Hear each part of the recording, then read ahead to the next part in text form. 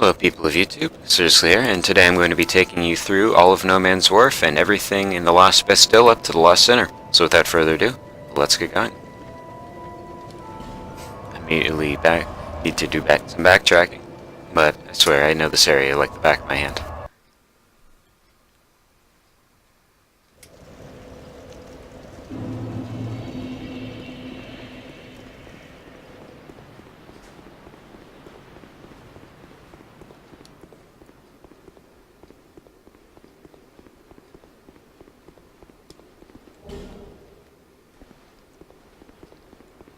So after collecting the monastery charms, there'll be another one of those sword knights over here, with the giant sword, not the ones with the sword and shield.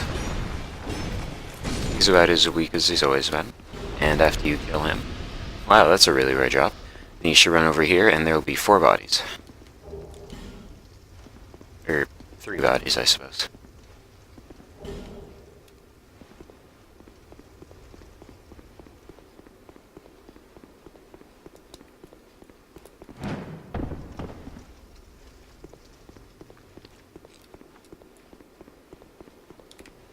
There's another one of those knights, which means, of course, that there's going to be some more sublime bone dust over here. Kill him in the exact same manner that you killed the ones from earlier.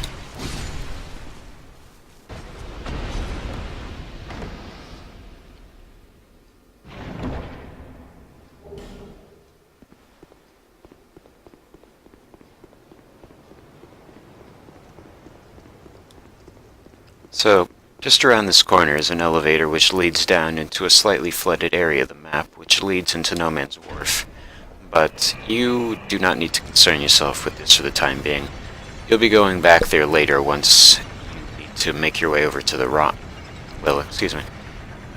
After you kill the rot. You could probably access it earlier, but I don't do that right away because I think it's quite funny actually to give 4 Estus flash shards to the Emerald Herald at once, instead of just 2 at a time. If you are having difficulty with it though, I do recommend going and spending the two branches needed to depetrify the people in order to get the Estus flash shard, like the one right over there and the one in Things Betwixt, which we'll be going back to later. Once at the bonfire here, next to the stalagmites. Oh, by the way, stalagmites, it has a G in it for ground. Stalactites, it has a C in it for ceiling. For those of you who didn't know, I think that's quite interesting.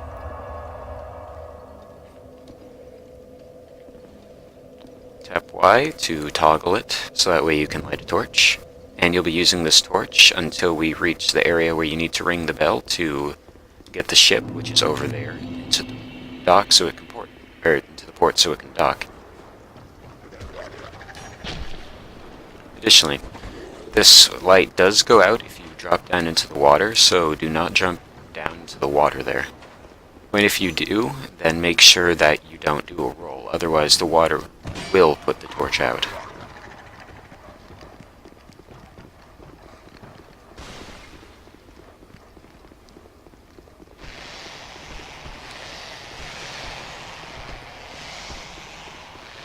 This guy here has a bow and arrow and he won't attack you so long as you don't get within range. Right.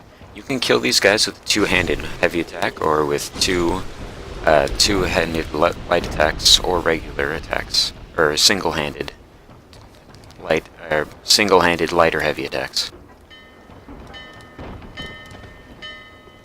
Although personally, I prefer the 2-handed heavy attacks for their lunging capability, because although it does do more damage, it also has a much shorter or a much smaller area of effect, so that way you don't have to risk hitting the stairs or the walls on either side.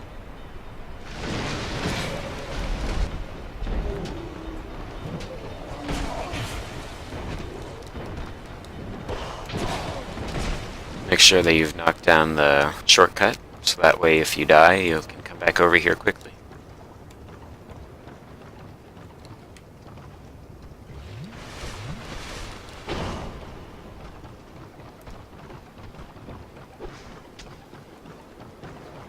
Okay, this is what I consider genuinely the first difficult boss of the game.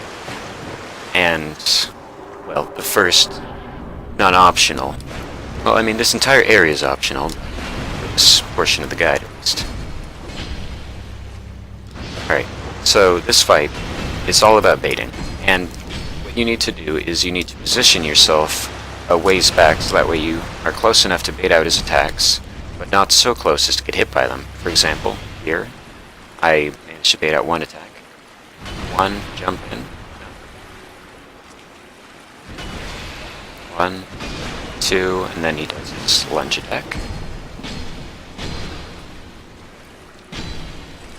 Again, remember never to let your stamina hit 0. He does one of those, he swings to the left and then does a slam up. He does another one where he slams with both of his hands and then does a lunge with both hands. And he has another one where if you are too close to him, which you never will be, hopefully, then his friend will attempt to stab you over his head, which will do a substantial amount of damage to you. Additionally, if you take too long in the fight, then the water in here will start to rise, slowing your momentum considerably, or slowing your movement considerably. Even now you can see it slowly rising. But this isn't a problem, because I managed to kill him very quickly, and if you manage to bait out his attacks and get 2 or 3 hits in after each one of his attacks, making sure to hit the arms, not the body, so that way you have a good deal of distance to work with and back up with. Also, that just obtained the Pyromancy Flame. Then the fight shouldn't be a problem for you.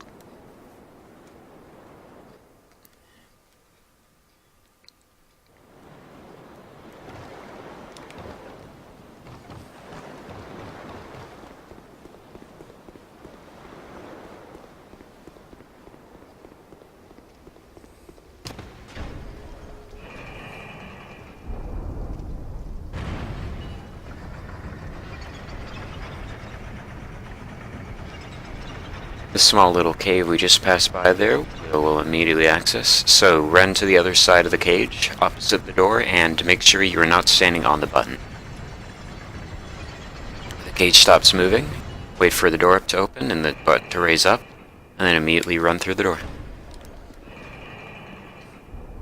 When the elevator is heading down, you can jump back onto it and access the cave.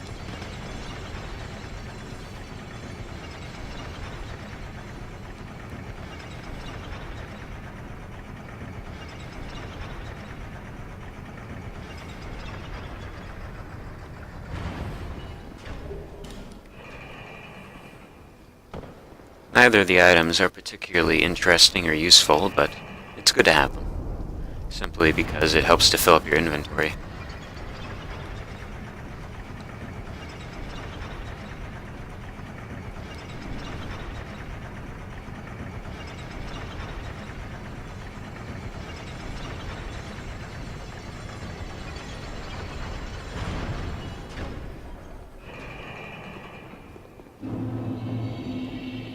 In the top cell on the far cell on the left is a bonfire. From this bonfire you want to warp to the tower part in the Bastille, the place that we were earlier.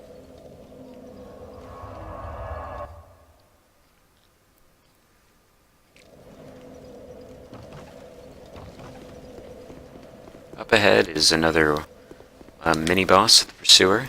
There are several throughout the game. And this one is non-optional. Well, the fight itself is optional, but the chest here is not, so it's recommended that you open the chest.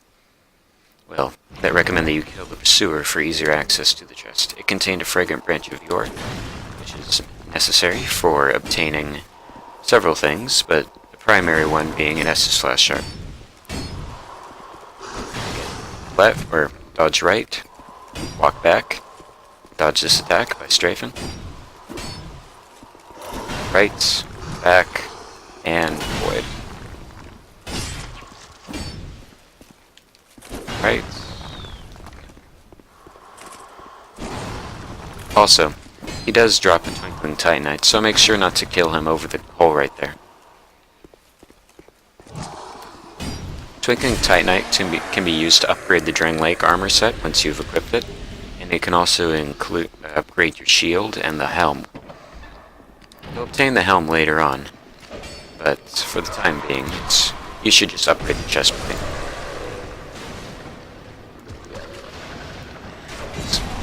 What I mean, so I don't die to these things. What I mean is that, unlike in the other game, where it's a better idea to upgrade the armor sets by upgrading it in the order of chestplate, leggings, helm, and then gauntlets, in this game, what you want to do is just upgrade the helm or chestplate as much as you can, because it'll give you the largest amount of defense for each upgrade.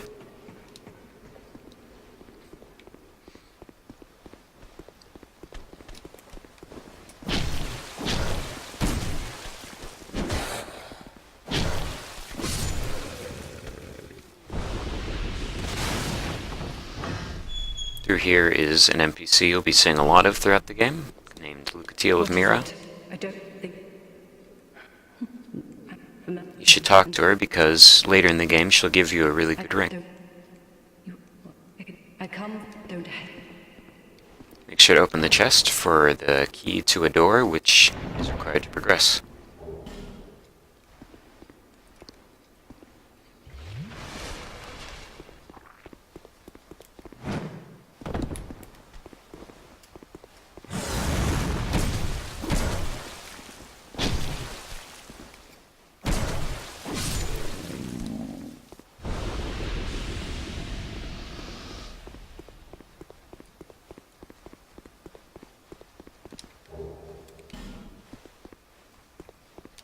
Okay, you want to run around this guy and knock the barrel he's standing in front of down to the bottom of it before turning around and killing him. If you position it correctly, then it will blow up on the hidden pathway right there, which leads to a bonfire. If not, then just hit the sword, or just hit the barrel normally like you would with your sword, because your sword is a fire sword, which will cause the dynamite or the gunpowder inside to blow up.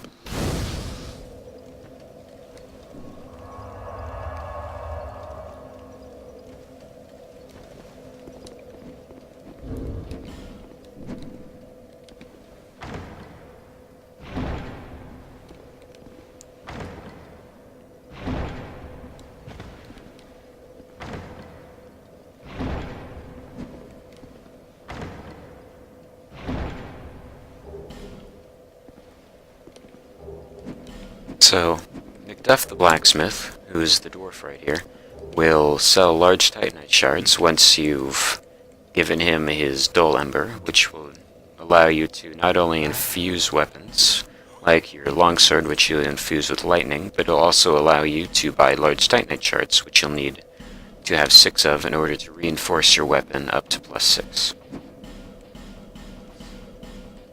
Also, if you have any titanite chunks, then you want to go ahead and use them to upgrade your sword again. Right. Use your Thunderstone that you obtained from the Titanite Lizard from earlier, and infuse your weapon.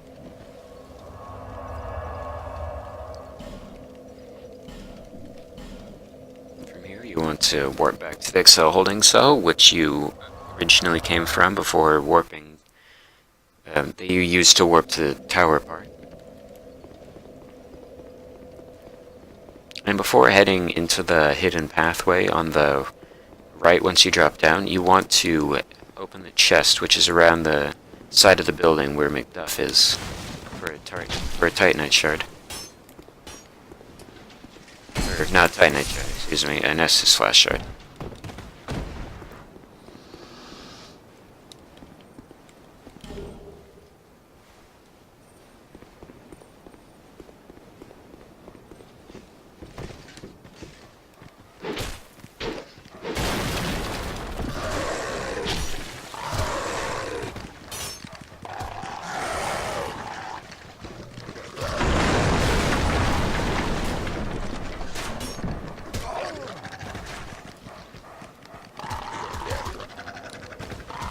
This one's really feisty.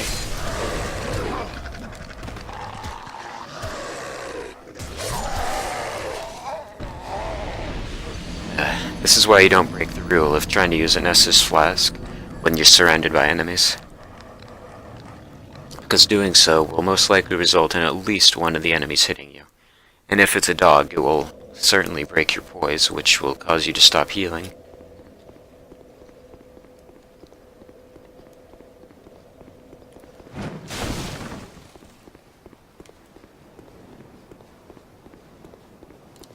If you do die like I did, then you can just come down here. I went the other way to the human effigy. But it's not necessary, and it baits a lot of dogs onto you as you run past.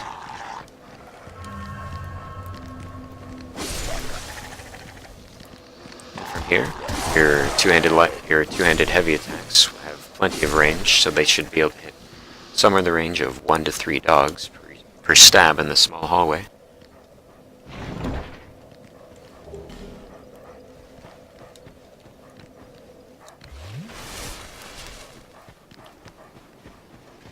Now this next part is optional, but doing so will give you access back to the area that leads to Macduff the blacksmith. You can't open this gate from the other side because the switch is here, so do it if you wish, but there's really no purpose in it as there is a bonfire right there.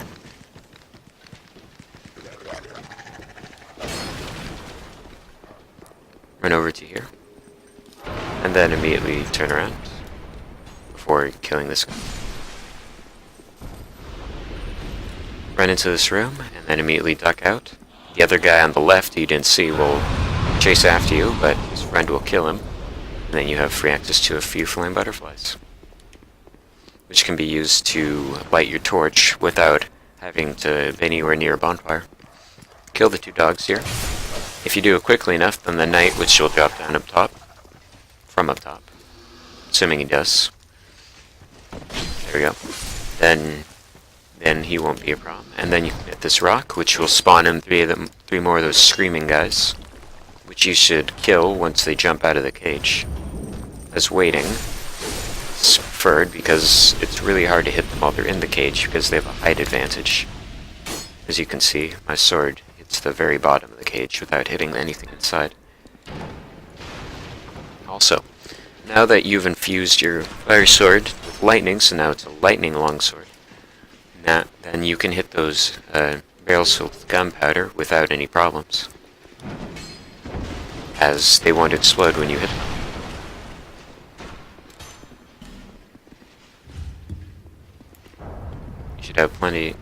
You should have at least 2 Ferrous Lockstones by now, which you can use to access this room.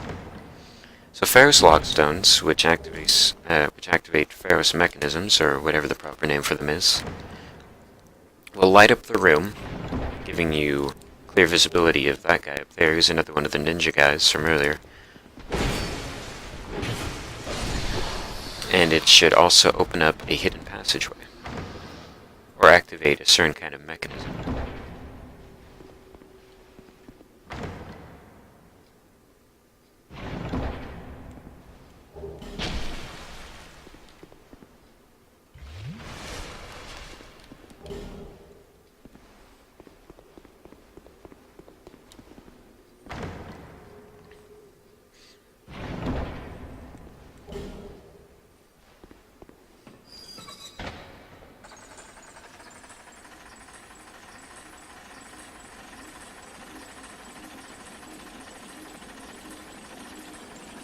You can drop down into this pit to loot a body for an item that you'll probably never need to use unless you're a sword. Oh, scratch that. It's a bonfire setting. Not that you're likely going to ever need to use that one anyways.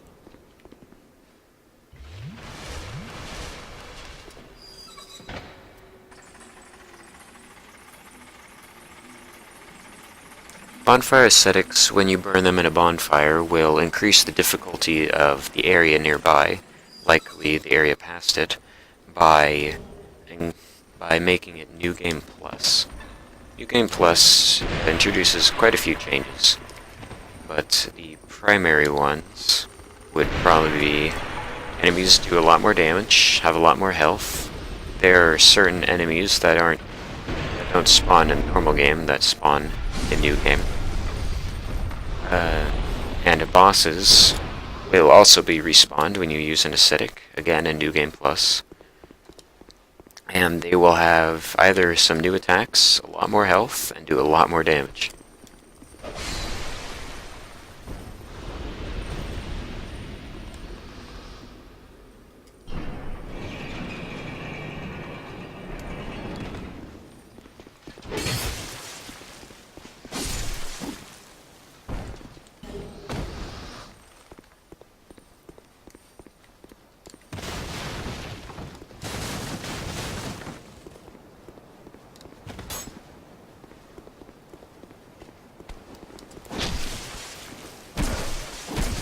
Not kill this guy if you're fast enough, but it's probably just a good idea to do it.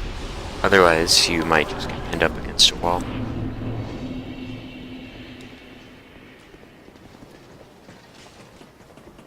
And here we are at the Sinner's Rise bonfire.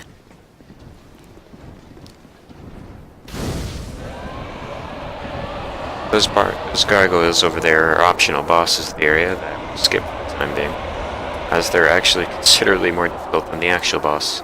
And you can just skip that crossbowman right there. Remember to pick up this item.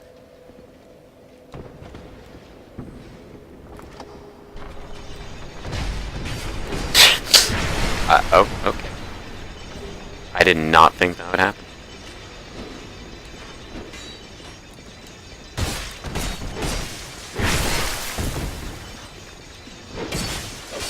I guess this gives me a good opportunity to show you how to get back if you should happen to die.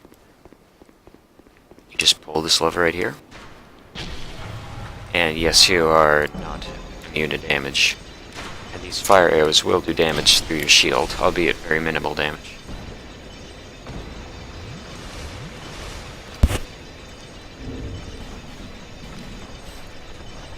And there is a boss coming up, so it's probably not a bad idea to use a humanity. Even though I've only lost about 5% of my health. So that way I can re-equip that ring.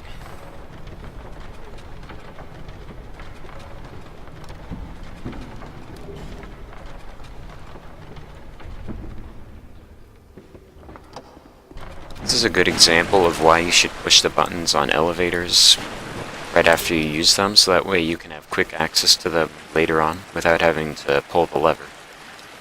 Because, as you probably saw, there were a number of enemies in that room, and they would all attempt to attack you when you try to pull the lever. So doing that, also these guys don't do any damage while they're that deep in the water. So, killing the enemies, or well, you have a choice. You can either kill the enemies, or you can just leave the elevator as it is for your next run. Hopefully there is no next run, though. This boss isn't terribly difficult, but nevertheless.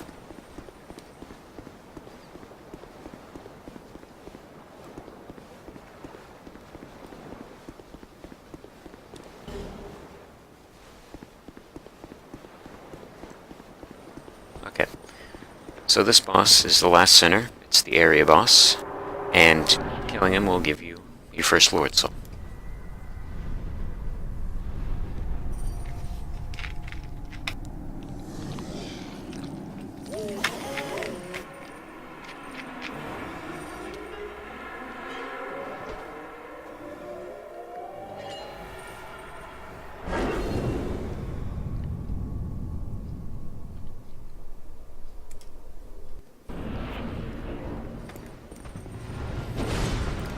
The Lost Sinner has a number of attacks, two of which are his jump attacks. Another one is that, where he'll slam his sword on the ground.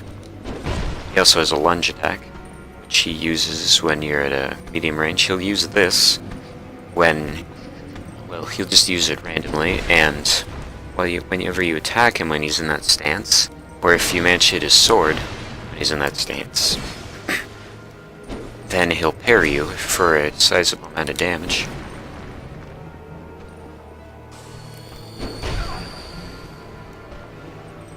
So there are a few rules of thumb for this boss which are important. The first is, well, expected. you should always be maneuvering yourself to the right by strafing around him by holding the right joystick. Dodge that attack, or as many attacks as you can, to save on stamina. Another thing is, for every attack he manages to hit you with, or miss in some cases, then you should hit him with the exact same number of attacks. Meaning, if he hits me twice on my shield, then I should hit him twice in return. Sometimes that rule's not applicable, like right there I could have probably gotten 2 attacks off if he hadn't died. And if he does one of his lunging attack, or excuse me, if he does one of his jump attacks, you can probably get like 3 off if you time it right. But otherwise, it's a good idea to exchange attacks with him. So, 1 attack for him, you do 1 attack. 2 attacks from him, you do 2 attacks, etc. Also, whenever he does one of his jump attacks, just run to where he was, because he's always going to jump to where you are, not where he is. And then he might either try to jump directly on top of you, for a sort of like a Goomba stomp, or jump behind you to do a slash attack at your back. You have acquired the soul. That is more than most undead can say. Anyways, once you make it back to Majula, you want to head over to Shokwa, the talking cat lady in this building right here. And you want to buy her silver cat ring. Oh, you did. Also, Satisfied? Oh. and now you're free to level up as you please. Yes, a few things to note. Well, a thing to note is that Melentia, she sells firebugs, which go up in price periodically throughout the game. And it says inflict more damage, receive less, and this is very deceptive. These are actually amazing, in the sense that they'll have your damage, well, they'll have all damage you receive and double all damage that you give out. And they're basically a free pass through the area. Here to see. However, So, it doesn't make sense not to use them if you're having an extremely tough time with a fight. And they'll last for, I think it was 1 or 2 minutes. So there's no reason not to use them. Anyways, go ahead and level up. I need to level up Vitality to 27 now.